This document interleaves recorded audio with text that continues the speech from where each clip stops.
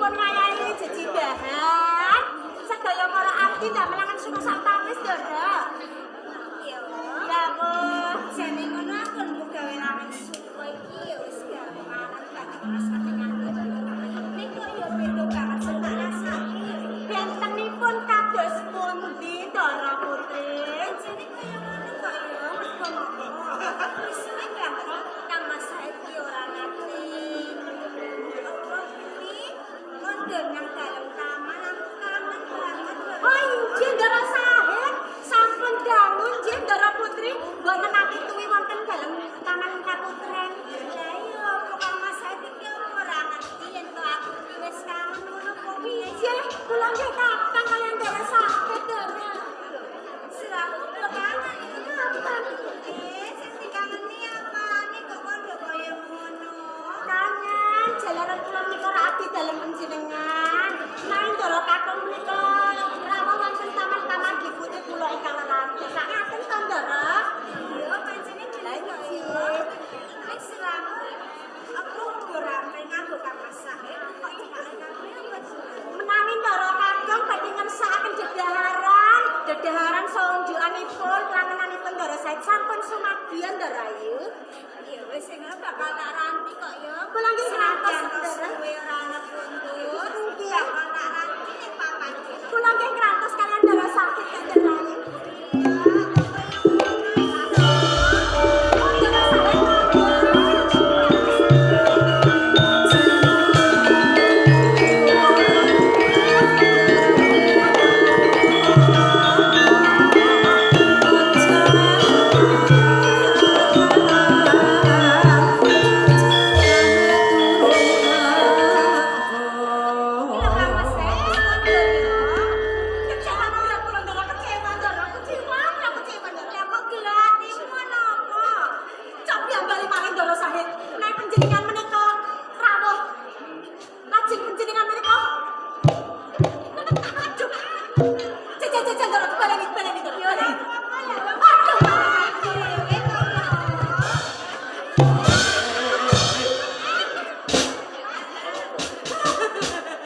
Aku ngrangkul lawan kadang terus wulan iki Jebule kok padha ae. padha wae piye sing kok karo Duwe bojo banget jebule tilang.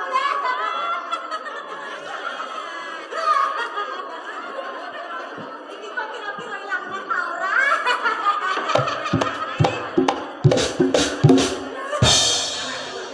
Ya yen ra kuat nyawa ya aja disarang ta ya.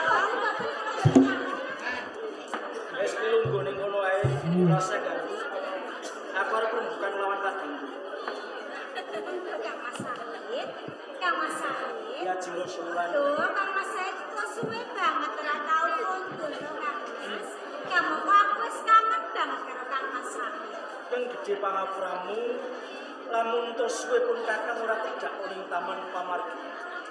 Mung wae katemben pun kakang suwana ngersani Romo Hadipati Wilotekto ning pendhuk Kabupaten Tuban.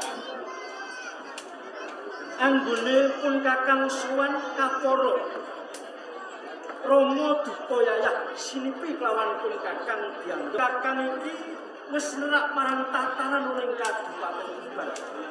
Lho pun Romo paring dawuh lamun pun kakang ora dikeparingake dumunung ning Kabupaten Tuban mulo yayi anggone pun kakang tedhak ana sembilan lamun dina iki pun kakang bakal minggat saka Kabupaten Tuban.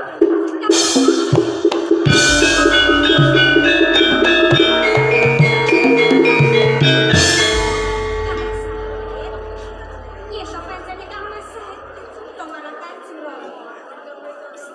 Kasat tiga kasepung tekan dadi ngendikane Kanjeng Rama Kang Mas Said. Ya jero sebelah. Rajan to pun kakang ning Kabupaten Tuban iki kalebu putra. Ning ora bedane kaya kawula kae. Dianggep luput satemah pun kakang supaya lunga to minggat saka Kabupaten Tuban. Yen pun kakang ora lunga teges pun kakang iki dianggep salah suwijining satya sing babar pisan pun kakang ora dadi tanggung jawab kula. Najan kepiye wae Diaji Rasa Wulan kadangipun Kakang ndak tresnani. Pun Kakang nyuwun pamit lan nyuwun lilah kelawan Diaji Rasa Wulan iki dina pun Kakang bakal rangkep surat permohonan. Ya wis, yen pancene kaya ngono, yen Kang Mas Sahid arep lunga saka Tuban. Yen kaya ngono melu Kang Mas Sahid ayo. Sliramu bakal nderek lan Kakang Kang Mas Sahid. Diaji Rasa Wulan. Yen sliramu nderek iki kaporo malah bakal nambahi gedene luput pun Kakang tumrap Romo Hadipati Wirapukta. Yo, ora ndak keparengake. Kyai Rasa Wulan katrem mayung Taman Pamargi Putri mengko ngladi kelawan Romo Danayana sapa yen iku nderek lan Kang Mas Sahid, ana Rasa Wulan ning ngene ana Kang Mas Sahid. Kang Mas Sahid lunga saka Tuban, aku yo bakal lunga saka Tuban Kang Mas Sahid. Aku mau pisah karo Kang Mas Sahid. ya jeneng. Anggonipun Kakang lunga saka Kadipaten Tuban. Sepisan gunung kinaruan papan ngendi sing bakal ndak tuju lan kaping pindho. Anggonipun Kakang lunga iki bakal ngliwati alas kang gedhe, alas gong liwang limpung. Iki akeh bebaya. Mengko yen nempuh lawan Diaji Rasa Wulan pun Kakang sing bakal cilaka. Senajan tak kaya ora dadi ngopo Kang Mas Sahid. Oh, Dewa. Dewa. Jawa, Dora, Jawa. Ndara. Iki Daramu Rasa Wulan bakal nderek lawan aku. Aku njaluk rewang-rewangmu nipih lawan bendaramu supaya lilih pengganggu ora nderek lawan aku. Nggih, aku nderek Ndara. Ning Kang Mas Sahid ya. Aku nderek Ndara aku. Teng alas iku wonten kewan galak kakak. Mungkin jenengan nek dimangsa pripun? Anak kewan galak. Nggih. Anak kewan apa? Loh, ada contone macan. Wow! Wow! Jenengan nek dimangsa macan pripun? Bener kawan Dewa. Nggih. Alas kang gedhe kae akeh satu utawa kewan kang galak. Tuladhane kaya macan. Lho, mengko kowe yen dimangsa kawan macan kepiye coba? Macan kae yen arep mangsa ki gelem lho.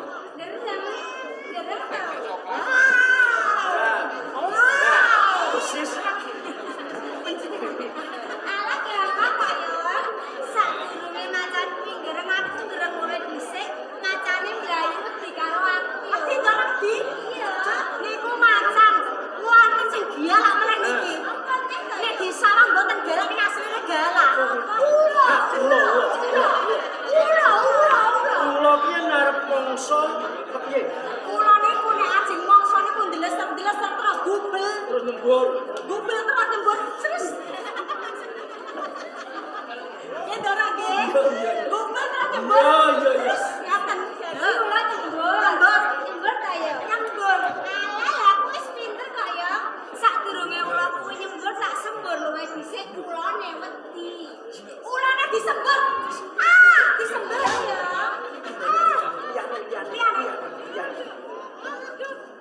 Liyane apa nih? Niki wonten Dora. Jenengan nek teng alas niki wonten kewan sing mbebayani. Kewan bebayani. Ngalah-ngalah sing gede-gede mbebayani niki. Kewan apa kuwi? Tawon. Tawon. Tawon niku cilik ning bebayani. Kok bisa kaya ngono? Nggih tawon niku nek kadung ngentup niku bahaya. Entupe mesti kantil. Yen tawon piye yo? Nah jenengan dintup tawon pripun? Entupe niku kantil. Tawon kuwi ngentok. Nggih. Yo yen tawon arep ngentok yo tak. Iya to. Lah. Lah pura-pura makan kok ya. Ya aku yo nyelantuke Kang Mas Sahid. Nyelantup Dora. Ngapain Dora? Kang Mas Sahid aku nderek sampean Kang Mas. Ya jeneng. Sepisan maneh ojo. Ojo nderek. Iya Pak. Bayani yen kowe nderek. Aku ora iso nderek Kang Mas Sahid, aku jaluk mati aku mau urip Kang Mas Sahid. Yo, yen kowe mati mengko pun Kakang kelanan. Mau pisah karo Kang Mas Sahid, aku nderek aku janji aku ora bakal nakal Kang Mas. Yen Diaji Rasa Wulan arep nderek ndak keparengake nanging aja nganggo ageman sing kaya ngene. Mergo apa? Ageman sing sarwa gumedyan. lamun mengko kowe lunga lewat alas kang gedhe iki bakal ngundang bebaya antarane kowe lan aku. Lho, ndak keparengake kowe saling busana nganggo busana sudra wae. Apa yang ngono Kang Mas Said? Yo, ning kene luwih dhisik. Aku tak cecepak uga lampen yo. Ngaten geng dorong nggih, janjine aku mau ditinggal Kang Mas Wis Said. tak ranti, mengko tak ranti. Tenang, kok genduli dorong.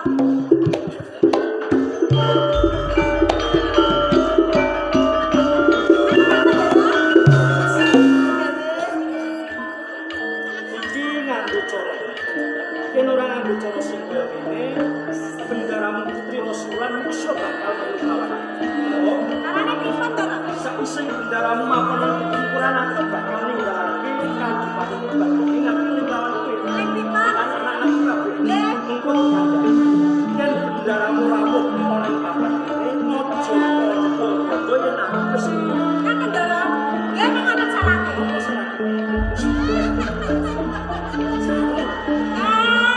Mboten nonton salate kula kula padha-padha. Wis Nggih.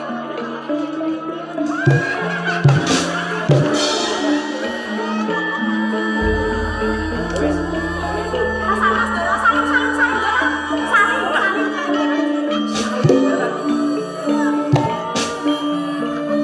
Seger-seger.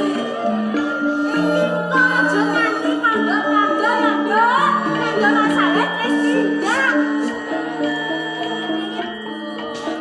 Siramu ngomong-ngomong aku. Nggih, dorong. Iki dorong.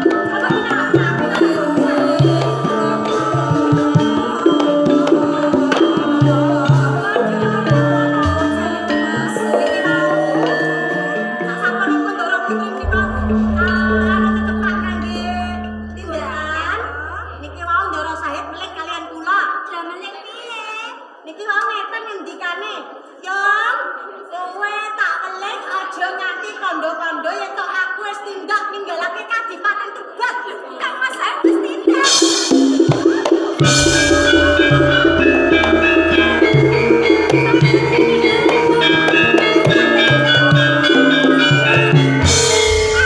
Aku gak kondo ning cerita. Aja. Aku bisa karo Kang Mas Said. Yo, aku tetep iki atur karo urusan iki durung aku jalan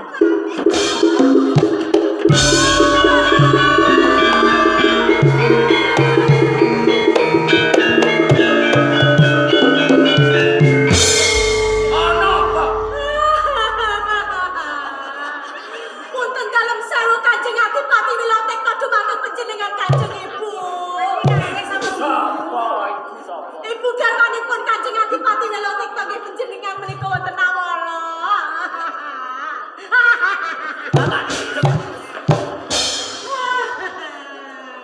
Nawala saking Dara Putri Kanjeng Adipati. Yo. Dadi ora gaweanmu. Boten Saka bendaramu rasa ulang. nggih.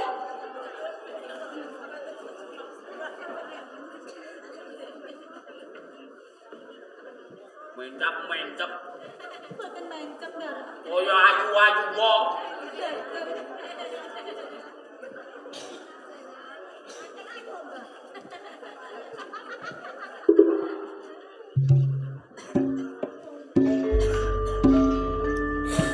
Kersono Romo Wilotekto. Romo sampun lejar penggawe panjenengan dalem Romo.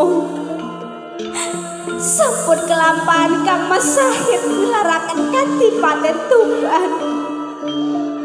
Menawi Kang Mas Said lepat, kenging menapa boten dipun paringi pangaksami Romo. Kamu kok kula boten saged pisah kalian Kang Mas Said. Wonten Kang Mas Said, kedahipun wonten rasa wulan. Pramila saking menika Romo, kepareng kula badhe ngupati sak tindakipun Kang Mas Said.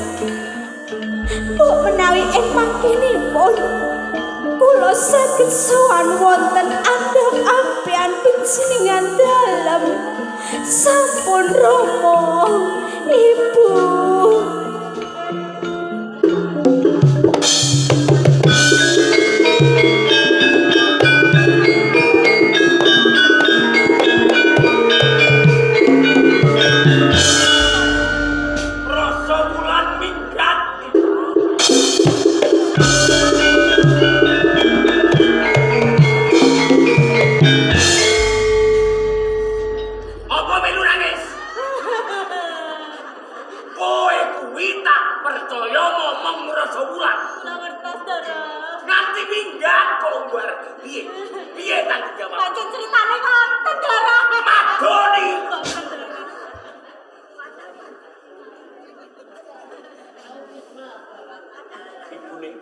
janji kula Rama. Bahkan tak atonake tanggung jawab.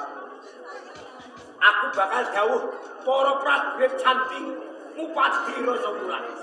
Bisa bali ning Kabupaten Tuban. Inggih Rama. Bendaramu dereke manjing ning Ngesakaken dawuh Kanjeng Adipati Pandana.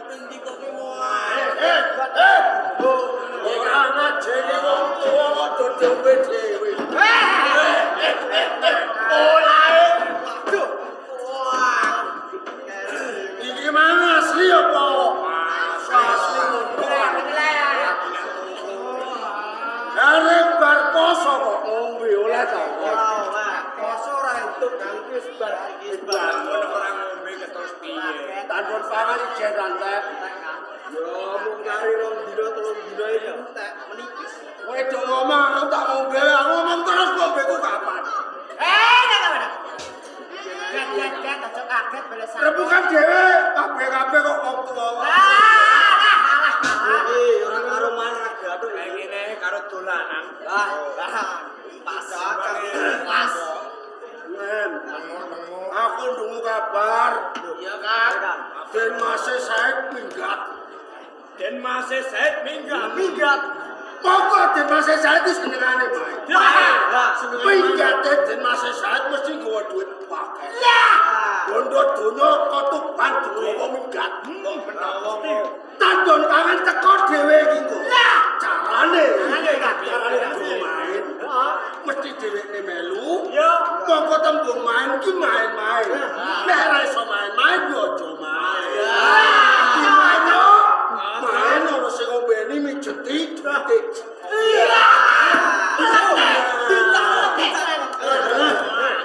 langsung. Ojo lali. Ayo. Sat. Kowe aja merek. Ora oleh.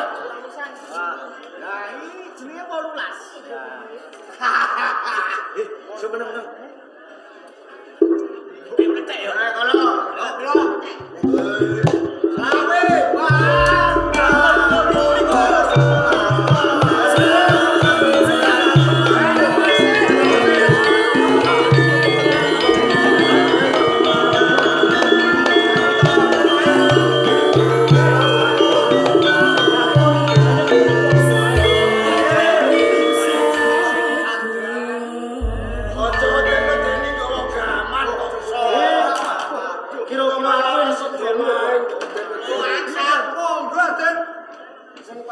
Kurang pemainnya kok. Derek iki. Sampai gajah modal apa mboten, Cak? Kowe modale napa mboten? Lho kok penyek disaci terus Menawa nami. Nek perkara duit pancen aku ora duwe.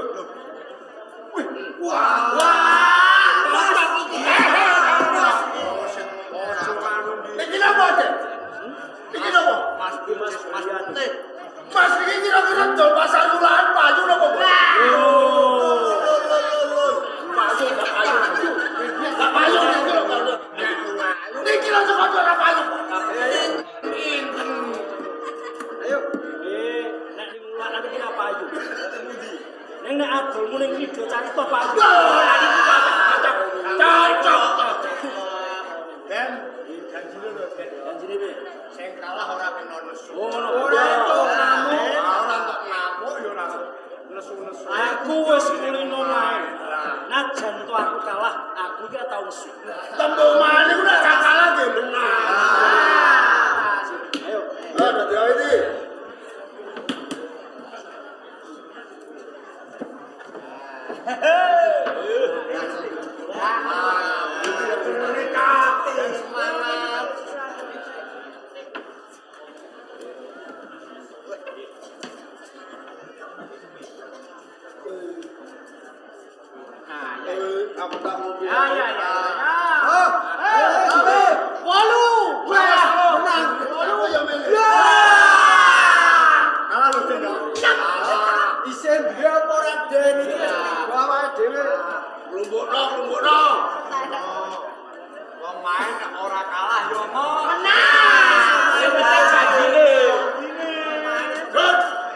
Bener iki ning pasar Ulakan Rapayu.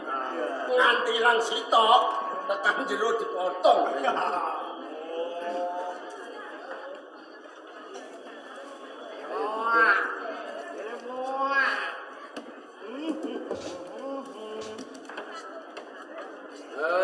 Main ke Singapura. Iki bocah iki kok Singapura aku terus kepikiran parkir. Memang itu justice. Oke. 88.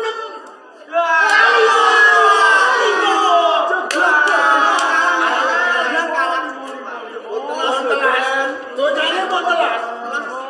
Dirampungin apa pripun, Dek? Isen mulai iki.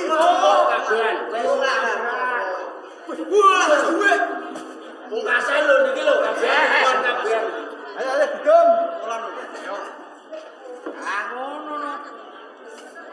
Justice iki. Ngombe. Sas. Ngombe. Sas.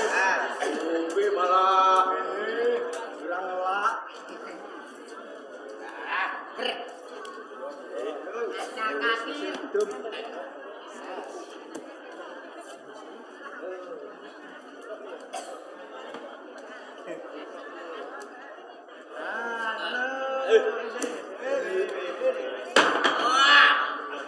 Bon.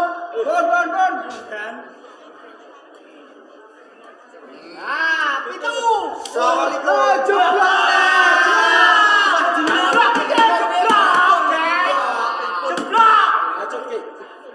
Sampai wis ra ndek apa-apa lho, Den. Kowe percaya kelawan aku. Bacut ki. Percaya, Den. Ayo Kan telas iki. Kok kon bacot iki piye wis ra ndek apa-apa kok dibacot. turuti pisan kas. Pisan mulai. Ya, turuti. Ampun nesu nggih. Ayo, jangan gedung. Ayo. Yo iki sih. Wis sibuk sekarang. Neng warung. Niki lho aku. Mangan enak iki. Nyambe. Sate. Oi.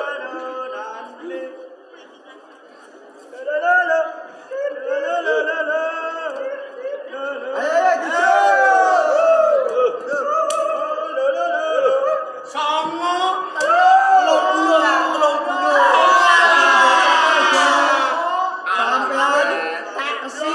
Jebul wolu padha main licik.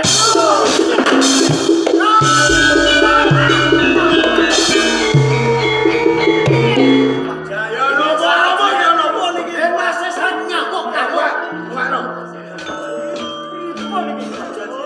Ngarepe sampean Loko lan kowe jebul akal-akalan.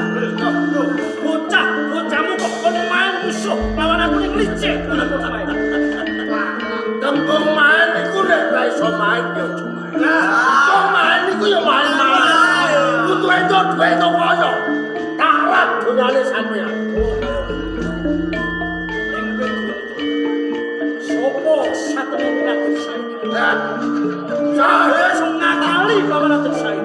sampean ora ngerti. Kondange loko karo Jawa.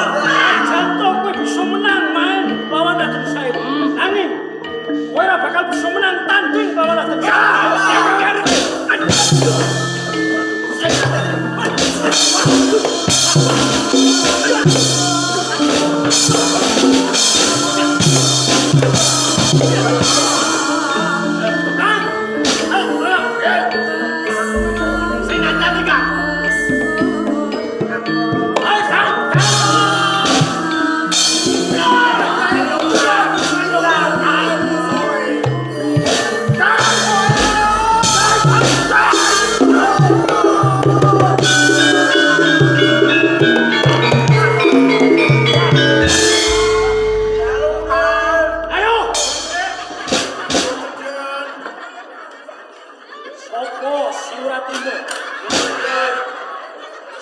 trimo matine Loko lan Jaya. Tugel gulumun papan. Kula ngalek. Kula manut sampeyan, Den. Mula kengso. Kowe bakal ndak wene urip. Lamun to kowe gelem manunggal lawan Raden Said. Nggih, manut, murid. Kabeh minangka dadi pasien. Patine Loko lan Jaya. Sing bakal dadi tuanggane Wura Brandal. Sing mapan ning alas tambak boyo. Ora liya Raden Said. Mula aku bakal nganggo jeneng Brandal Loko Jaya. Jaya Loko Jaya.